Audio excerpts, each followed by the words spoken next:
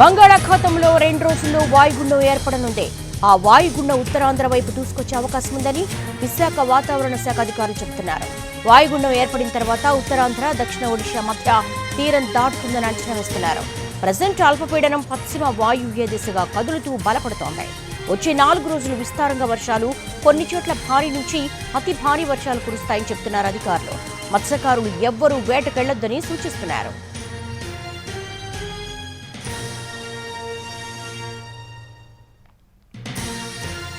బంగాళాఖాతంలో 2 రోజుల్లో వాయుగుండం ఏర్పడనుంది. ఆ వాయుగుండం ఉత్తరాంధ్ర వైపు దూసుకొచ్చే అవకాశం ఉంది. విశాఖ వాతావరణ శాఖ ఈ దిశగా హెచ్చరికలు జారీ చేస్తోంది. మరిన్ని వివరాలు మా ప్రతినిధి రవిచంద్ర అందిస్తారు. Ravichandra, over to you. మధ్య బంగాళాఖాతంలో అల్పపీడనం క్రమేపీ బలపడుతూ అది వాయుగుండంగా మారుతుందని వాతావరణ శాఖ అంచనా వేస్తోంది. ప్రస్తుతం వాతావరణ విభాగ సీనియర్ అధికారి మనతో ఉన్నారు. శ్రీనివాస్ గారు, ఈ సిస్టమ్కి సంబంధించి ఎప్పటికి బలపడే అవకాశం ఉంది? దాని ఇంటెన్సిటీ ఎంత తీవ్రంగా ఉండే అవకాశం కనిపిస్తుంది? యాక్చువల్గా అయితే నిన్న ఏర్పడిన ఉపరితల ఆవర్తనాలు వాటి ప్రభావం చేత ఇప్పుడు ఈరోజు ఉదయం 8:30 ఆ టైంకి మధ్య బంగాళాఖాతం దాని పరిసర ప్రాంతాల్లో అల్పపీడన ప్రాంతం ఏర్పడింది. అది క్రమేపీ పశ్చిమ వాయుదిశగా ప్రయాణిస్తూ ఇది west central bay of Bengal and దానికి దగ్గరలో ఉన్నటువంటి నార్త్ వెస్ట్ బే ఆఫ్ బెంగాల్ని చేరుకుంటూ అది బలపడి తీవ్ర అల్పపీడనంగా మారేటువంటి అవకాశం ఉంది.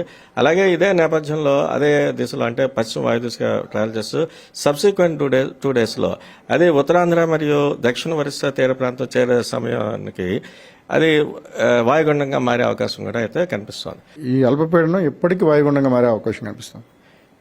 ఇప్పుడున్న కండిషన్స్ దృష్ట్యా చూస్తే సబ్సిక్వెంట్ ఇప్పుడు ఈ రోజు ఏర్పడిన ఒక 2 డేస్కి అది వాయుగుండంగా మారేటువంటి అయితే అవకాశం అయితే ఉంది. రైట్, అంటే వార్నింగ్స్ అయినా ఇష్యూ చేయడం కానీ పోర్ట్స్ కానీ అలర్ట్ చేసామా సార్? పోర్ట్స్ ఇవన్నీ కూడా జనరల్గా మనం ఇది డిప్రెషన్ ఫామ్ అయిన తర్వాత వాళ్ళకి ఇవ్వాల్సినటువంటి సిగ్నల్స్ గురించి చెప్తుంటాం.